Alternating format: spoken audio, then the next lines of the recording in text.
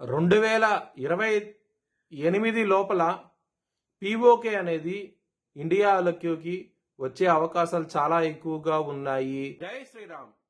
2022 నుంచి 2025 అక్టోబర్ వరకు మొత్తం 19 ప్రెడిక్షన్స్ అనేవి నేను చెప్పినట్టు జరిగినాయి.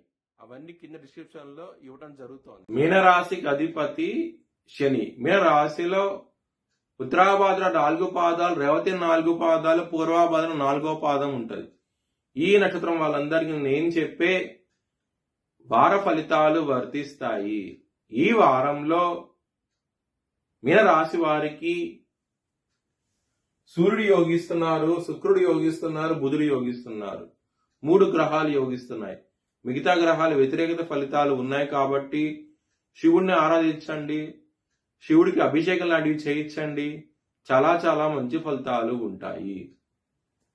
నవధాన్యాలు బ్రాహ్మణుడు దానం చేయండి.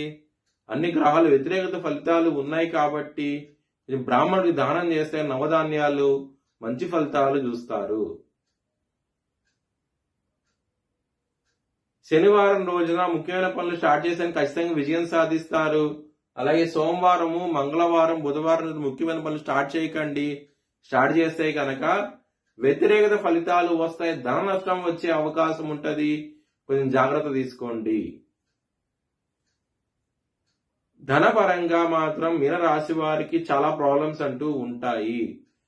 అనవసరమైన ఖర్చులు అధికంగా ఉంటాయి. వారంలో మాత్రం కొంచెం జాగ్రత్తగా ఉండండి.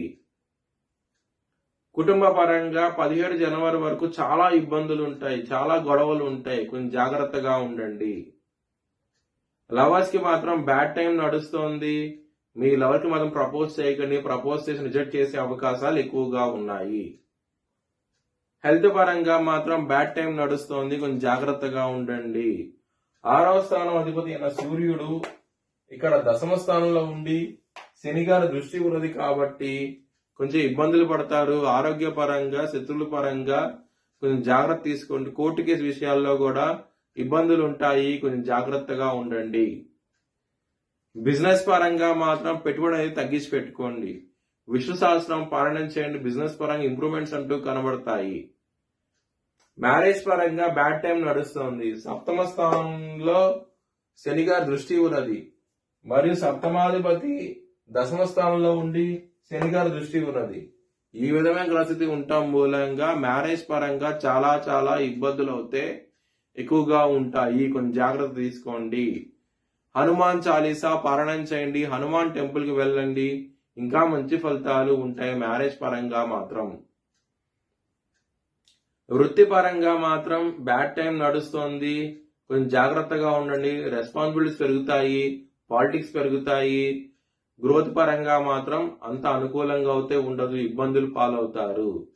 మీ భవిష్యత్ వివరాల కోసమై హెచ్ఎల్ఎన్ జ్యోతిష్యాలను సంప్రదించండి. Please like, share and subscribe my channel.